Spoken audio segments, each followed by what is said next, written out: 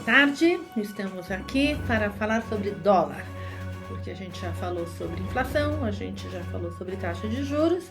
Então hoje é dia 8 de março, Dia Internacional da Mulher, e a gente vai falar o que está acontecendo. O dólar cai, sobe, o que eu faço, por que aconteceu? Ele caiu antes da guerra até, e agora tem a guerra e tem inflação. E aí? E agora, José? Oi, meninas.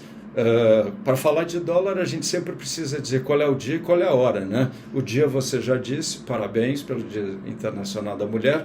Agora, 5 horas e 7 minutos.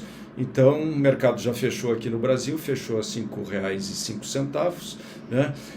Com tendência de queda hoje. Mas o que acontece com o dólar desde o começo do ano foi algo que não foi previsto, não foi antecipado por, até onde eu sei, por nenhum analista ou por nenhuma pessoa mais voltada ao mercado de câmbio, né, que tenha dito que o dólar poderia ter uma queda significativa no Brasil, porque isso não é um fenômeno internacional, né? Isso foi principalmente um fenômeno brasileiro. O dólar fechou ano passado na casa de 5,60 e no final de janeiro, começo de fevereiro, chegou até a romper a barreira dos R$ 5 por dólar, né? Com a pressão, de fato, de entrada de recursos muito grandes.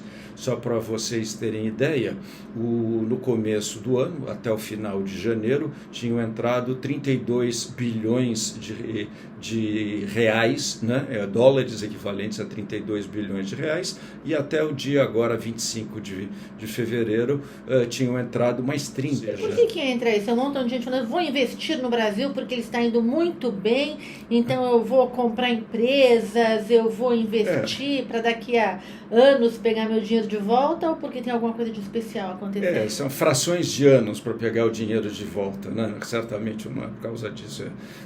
Infelizmente, os fundamentos brasileiros não melhoraram, quer dizer, a inflação continuou subindo, a gente não teve do lado fiscal nenhum benefício, ao contrário, vamos até falar já que as coisas de certa forma pioraram, inclusive porque vem brigando aí no Congresso para fazer algum tipo de fundo para poder segurar um pouco o valor do petróleo, dessa alta toda, né? Principalmente agora com a guerra, mas a realidade é que se deu exclusivamente por causa de fluxo. Né? O que aconteceu foi que o Brasil já há algum tempo, né, meses, talvez trimestres, tenha estado subinvestido, né?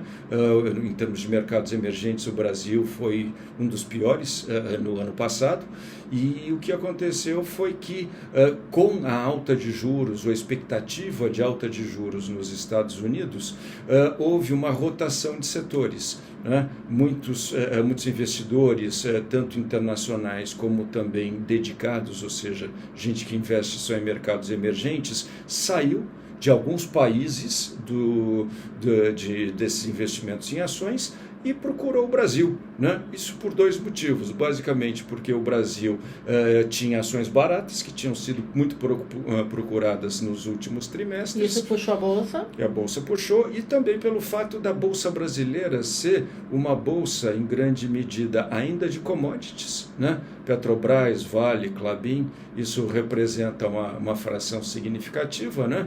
E também de outras ações consideradas de valor, não é? Então, são ações de valor, são aquelas ações que não têm múltiplos, né? Uma relação preço-lucro muito alta.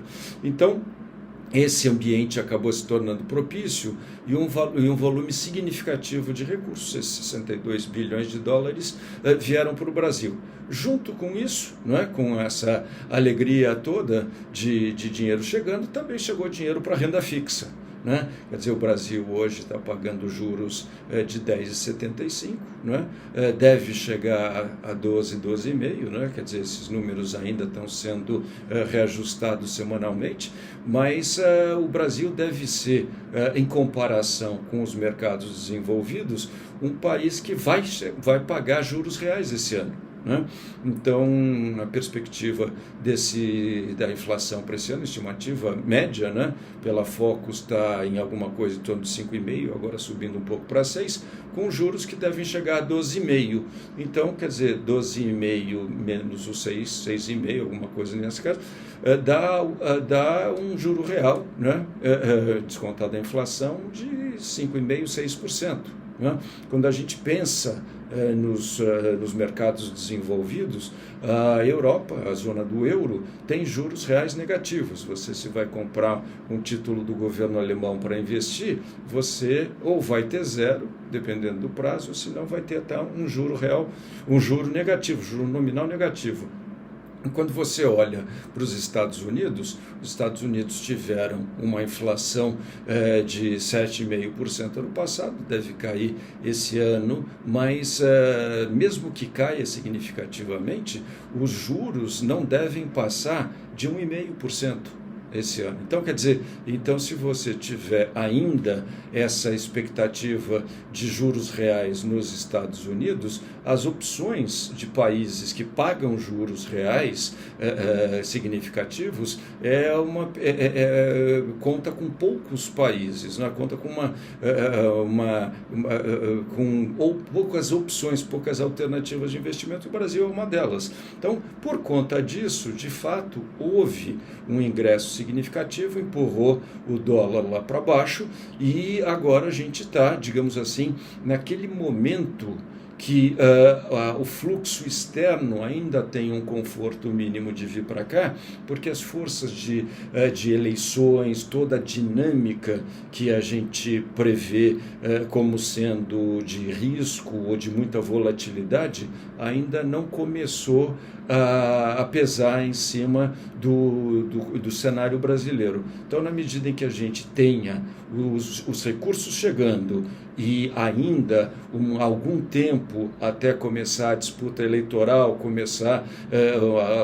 começarem eventualmente a surgir algumas medidas que possam entrar diretamente em conflito com aquilo que seria o melhor economicamente para o Brasil, tem aí ainda um respiro, e aí o investidor internacional vai capturar isso até quando isso seja possível, né? Então vamos lá. Eu tenho investimento em dólar. Eu comprei um fundo que investe em ações no exterior e toda dolarizada e com ações norte-americanas. Eu vendo? Não vende. Não vende. Quer dizer, na verdade, de novo, aquilo que é o importante é o seguinte: não é porque está caindo agora, porque existe uma guerra, existe a perspectiva de instabilidade institucional, alguma coisa assim, que você vai sair de um ativo que, de uma forma geral, não deve ser de forma nenhuma reduzido no seu portfólio, né? Até ouvi uma brincadeira do Warren Buffett essa semana, né? Perguntaram para ele o que devia acontecer com as ações numa eventual, pouco provável, obviamente, mas numa eventual guerra nuclear que pudesse existir. Ele disse: olha, eu só posso dizer para vocês comprarem ações na baixa, porque se não houver nenhuma guerra nuclear, efetivamente você vai ganhar dinheiro porque as ações estão baratas. E se houver uma guerra nuclear, você não vai precisar do dinheiro que você gastou para comprar as ações. Então, certamente dá para comprar, dá para pensar em manter ou até comprar, dependendo dessa possibilidade. Dólar 5,05 e juros 10,75. Compro dólar, espero mais um pouquinho, deixo em CDI? Essa, sem dúvida, é a pergunta difícil de responder agora. 10,75, muito provavelmente, aí um pouquinho mais para frente, a gente vai ter esses 10,75 se transformando em, talvez, sei lá, 11,25, 11,5. Sem dúvida nenhuma, os juros são atraentes e eles, nesse momento, estão sendo até mais interessantes do que você embarcar no dólar. Mas, eventualmente, fazer compras mensais de dólar, né? Quer dizer, determinar qual é o valor que você quer investir no exterior, dividir esse valor, sei lá, por 4 né? E aí sim fazer remessas mensais, né? 4 remessas mensais de 1/4 em cada uma delas. Eu acho que você vai pegar um valor médio do dólar, né, que é interessante, ao mesmo tempo não vai abrir mão desse rendimento aqui no Brasil, que é bastante interessante, né? Maravilha, então. Então é isso. Obrigada, gente. Tchau, Tchau, tchau. gente.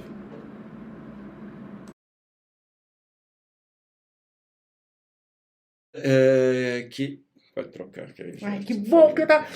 Peraí, uma vontade de coçar o nariz. Ai, Maria.